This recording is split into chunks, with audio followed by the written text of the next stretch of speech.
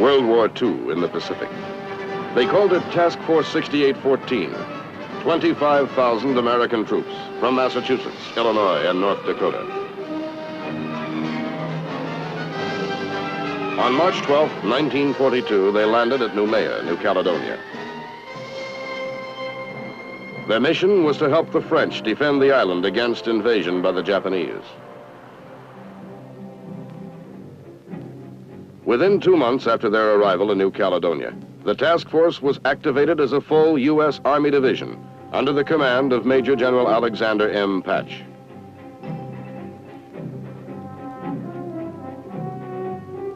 It was the first time a U.S. Army division was ever activated on foreign soil.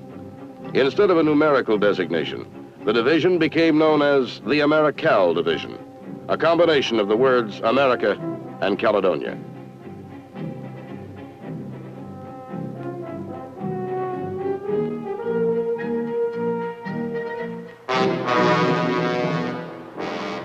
In October 1942, the division began a 2-year odyssey to find and fix the Imperial Japanese Army forces in the South Pacific. Troops of the 164th Infantry Regiment landed on Guadalcanal and became the first American Army unit to conduct offensive operations against the enemy in any theater of war. These Americal troops spent 5 months participating in the battles to hold Guadalcanal.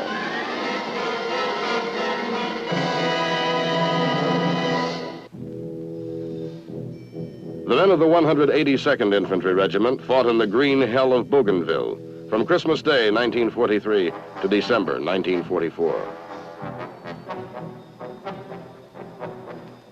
They crushed elements of the Japanese Army's 6th Division in a bloody struggle for Hill 260.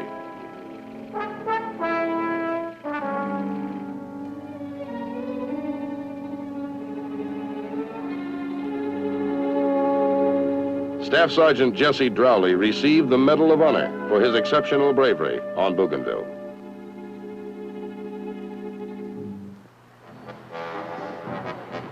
Throughout the spring and summer of 1945, the Americal Division swept through the Philippines, landing at Leyte, Cebu, Negros, and Mindanao. At the end of the Philippines campaign, they spent time as occupation forces in the Japanese homeland. In December 1945, the division was sent home and deactivated.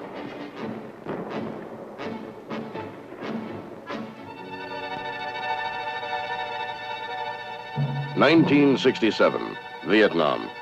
22 years after the close of World War II, history begins to repeat itself.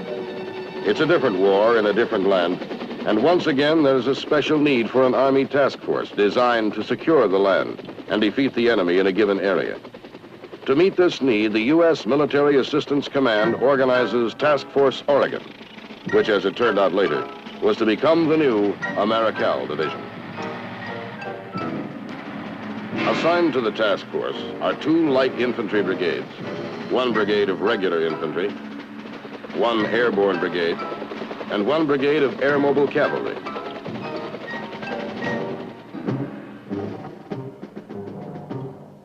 The Republic of Vietnam, for military purposes, is divided into 4 parts called corps areas. The first corps is the area immediately below the demilitarized zone which separates North and South Vietnam. Known as I Corps, this area is one of the worst troubled spots of the war. Originally, the United States Marines kept the lid on in this group of provinces. But in late 1966, the demilitarized zone became such a hotbed of enemy activity, the Marines were obliged to concentrate their forces in the area between Da Nang and the DMZ. This left the entire southern portion of the I Corps area without an adequate fighting force to control the communist enemy there.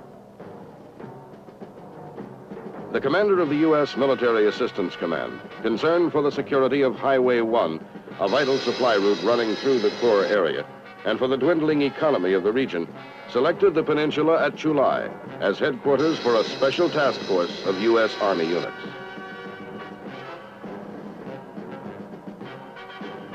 The highlands overlooking the corridor served as a stronghold for the 2nd North Vietnamese Army Forces.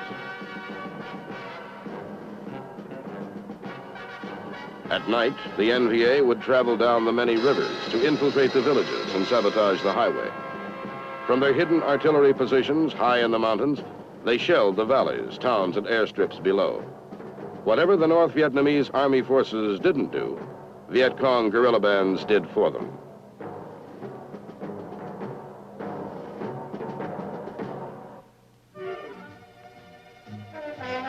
The 196th Light Infantry Brigade was the first element of Task Force Oregon to arrive in I Corps area.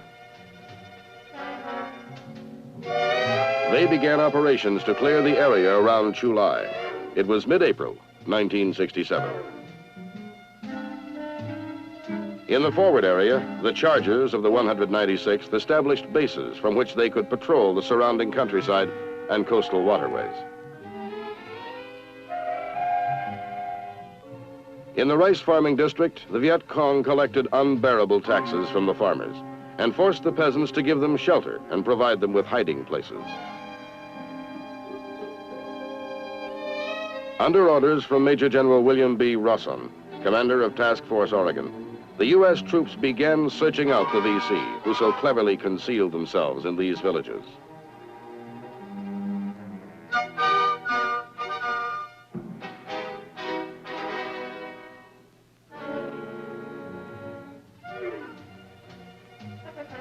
The job had begun.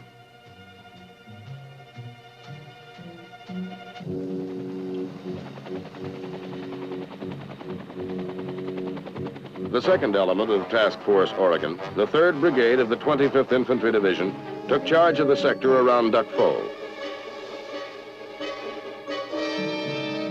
Immediately after their arrival, they launched Operation Malheur to rid the district of Viet Cong.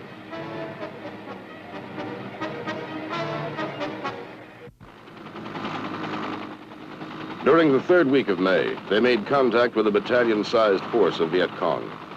The enemy was well entrenched, and some of the bitterest fighting in the history of Quang Ngai province took place.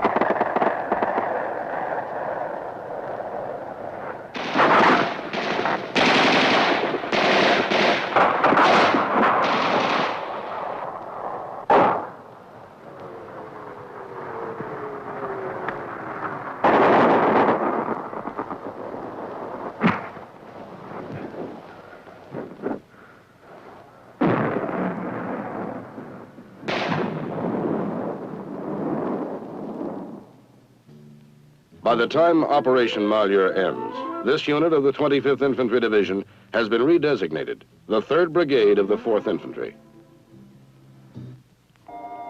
The enemy leaves behind him contaminated rice supplies. Following a search for hidden weapons, the rice is destroyed. Brigadier General Matheson, commander of the 101st Airborne Brigade, arrives at a mountaintop command post where his unit, now part of Task Force Oregon, is about to launch tactical operations in the area around Duc Pho. These combat veterans plan their campaign well, pinpointing objectives in the jungles to the west.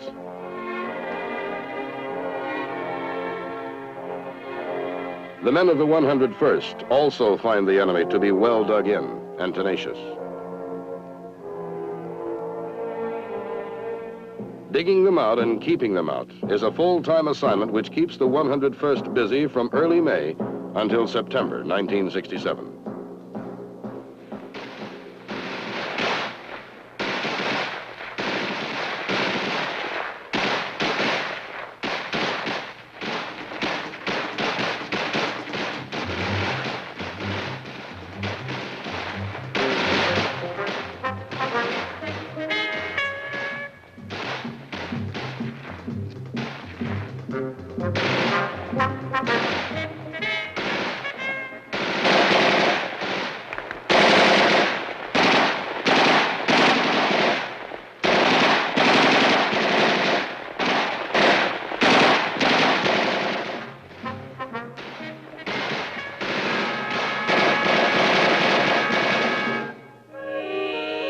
Following each encounter, captured enemy weapons are examined, tagged, and sent to brigade headquarters for further study. The enemy himself is closely questioned when captured. U.S. intelligence officers gain much useful information from such interrogation, often leading to capture of additional enemy troops.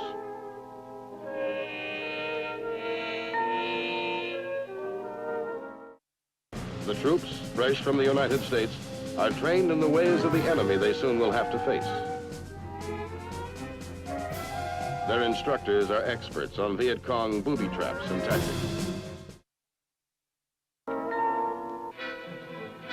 Meanwhile, northward at Chu Lai, men of the 196th are busy evacuating and resettling the inhabitants of various villages, where until now, the Viet Cong have held sway.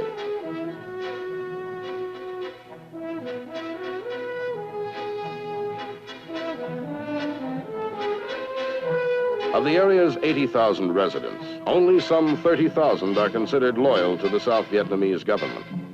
The remaining 50,000 are enemy sympathizers.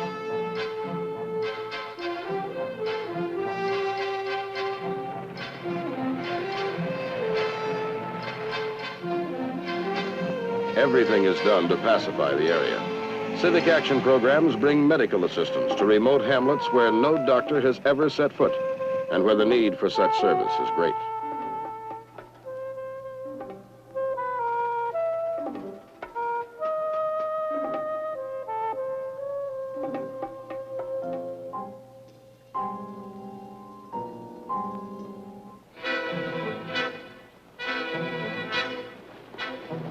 The rivers of the region serve as watery highways, not only for the native fishermen of the area, but for the enemy as well.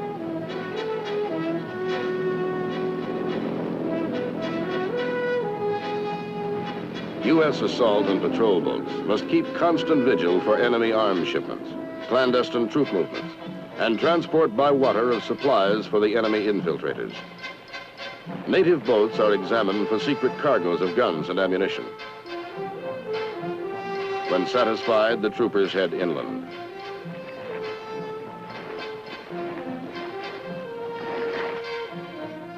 Fishing communities and farms along the way are checked thoroughly for hidden Viet Cong and to evaluate the sympathies of the residents.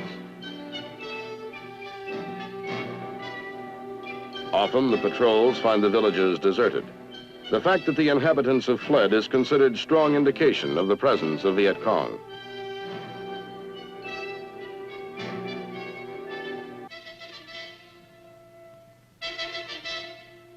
Men arriving at Chu Lai as replacements for the 196th Light Infantry Brigade I sent through the brigade's Charger Academy.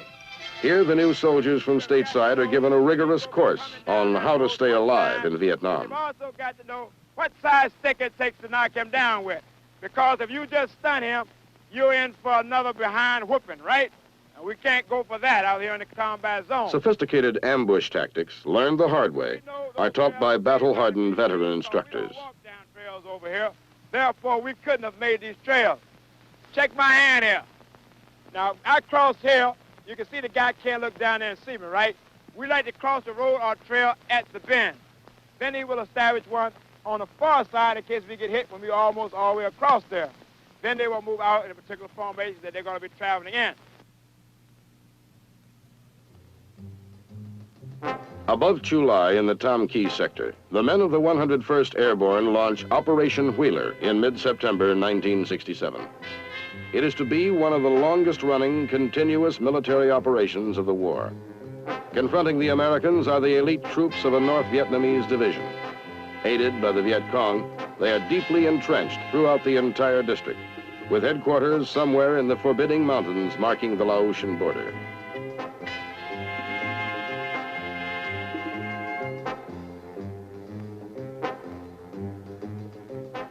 Every inch of ground is carefully scrutinized by patrols as they probe the area for hidden enemy arms caches and underground fortifications.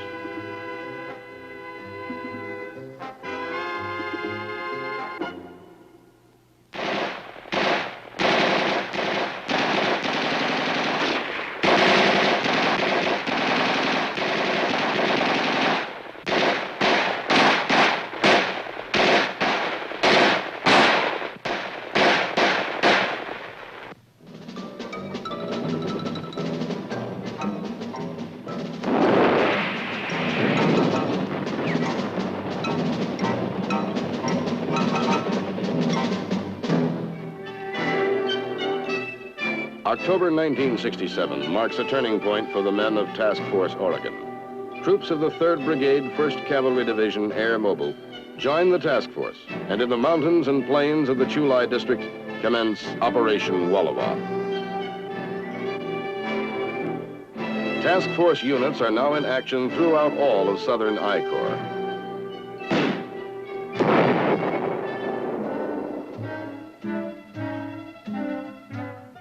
At the same time, another light infantry brigade, the 198th, arrives in the Duc Pho area.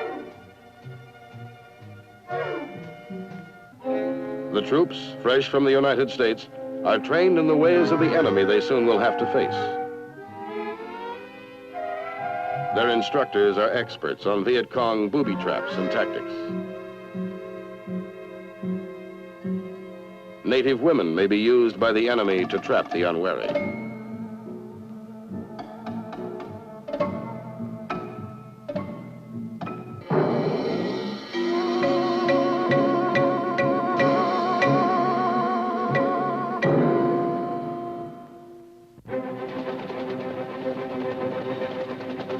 Operation Wallowa really puts the pressure on the enemy.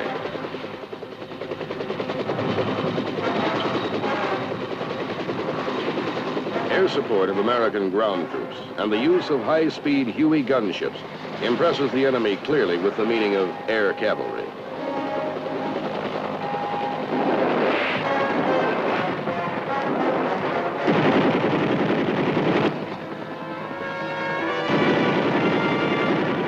Enemy forces firing from the cover of buildings are neutralized.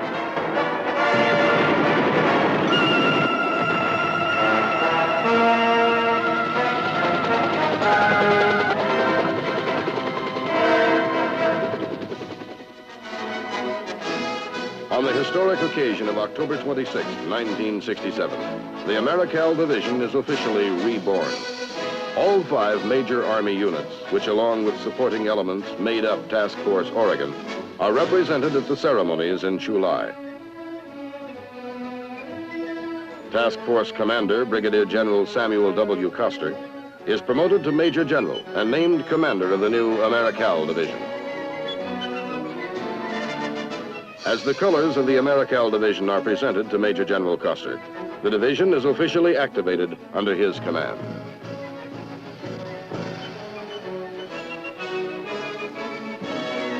General Westmoreland, then commander of all U.S. military forces in Vietnam, pays tribute to the men of the former task force and reminds them of the Americal Division's proud history in World War II.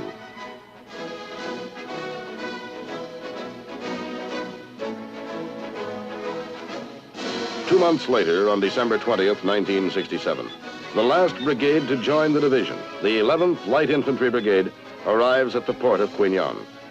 Its arrival makes the Americal Division the largest U.S. Army division in Vietnam. The men of the 11th Brigade are assigned to the Duc Pho area for in-country combat training and orientation.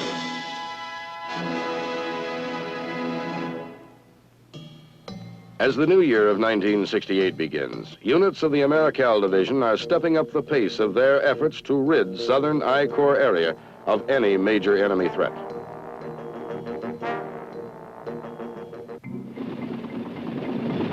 By now, Operations Wheeler and Wallowa have been combined.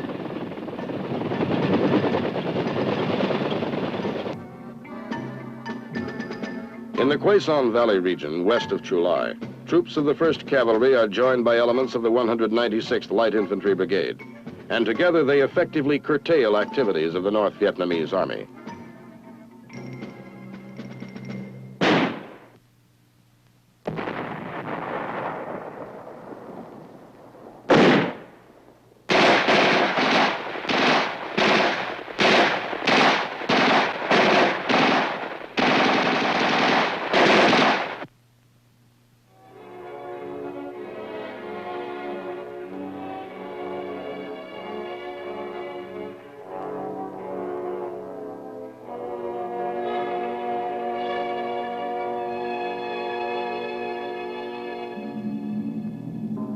In the northern reaches of Quang Ngai province, hundreds of enemy tunnels are discovered by soldiers of the 198th Light Infantry Brigade and elements of the 11th Light Infantry Brigade, while conducting an Allied forces search and clear operation called Operation Muscatine.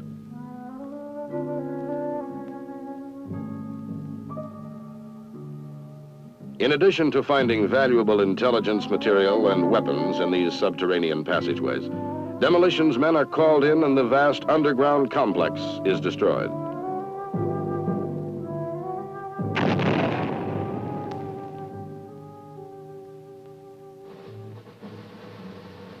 In the intensified fighting throughout I Corps, the men of the Americal Division create a valorous new chapter in the division's history. In mid-March, Major General Samuel W. Custer, division commander, bestows medals for exceptional heroism to many men in the field.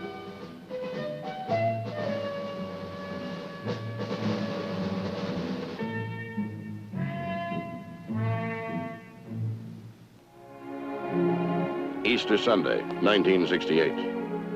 Religious services are brought to the men of the division wherever their post of duty requires them to be. Spring has come to Vietnam, and by now the 3rd Brigade of the 1st Air Cavalry Division has returned to its air mobile parent division. Gone too are the fighting men of the 3rd Brigade 4th Infantry Division, and Americal is now at its authorized strength.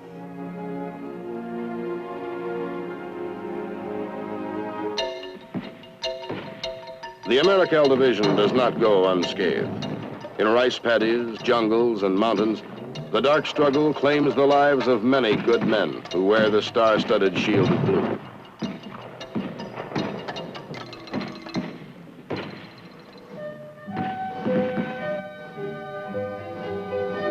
For every American lost, the division kills 10 to 15 of the enemy. With each man lost, the division's resolve to win is strengthened, and Americal's fighting men press forward in their mission.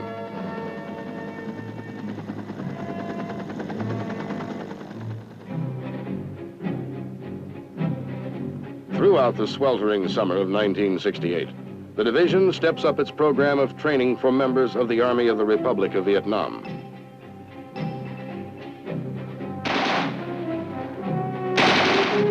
The M60 machine gun is phased into the Vietnamese Army weapons system. Allied soldiers are taught to use scout dogs.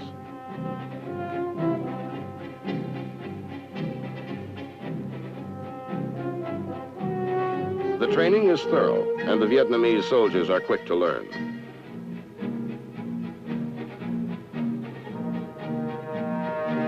Mortar teams are drilled in exercises to set up and to sight in, plot, and fire the big 81mm U.S. mortars.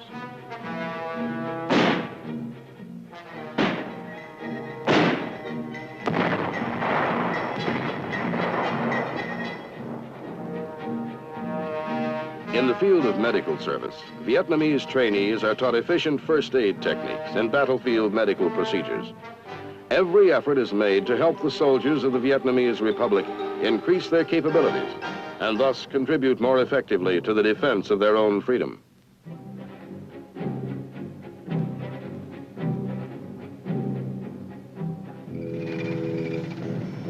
By late summer, units of the 1st Armored Cavalry Regiment, which have been part of the Americal Division since the first of the year, are teaming up with infantry to crush enemy resistance in the division's area of responsibility.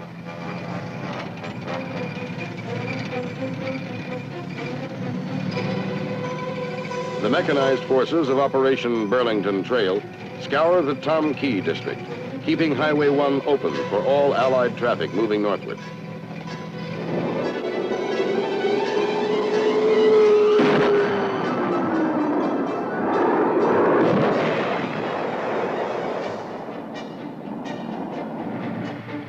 In one battle during the operation, men of the 196th, supported by armor, kill 470 North Vietnamese Army troops.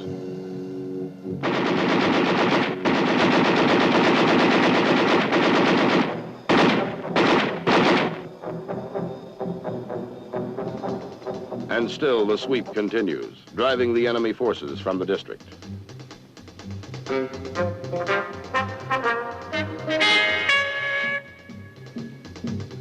Everywhere in the southern I Corps area, the Americal Division wrests control from the enemy and secures the land.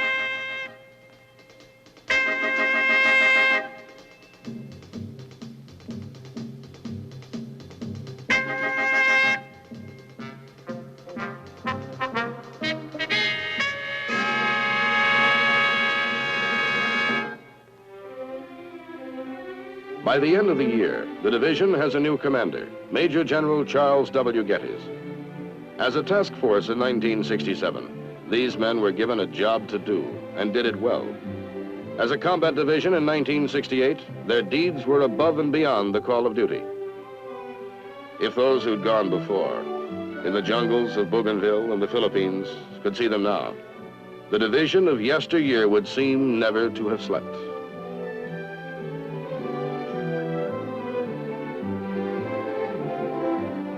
The spirit of the Southern Cross is again abroad in the land, as some of America's greatest fighting men carry forward the colors of the Americal Division.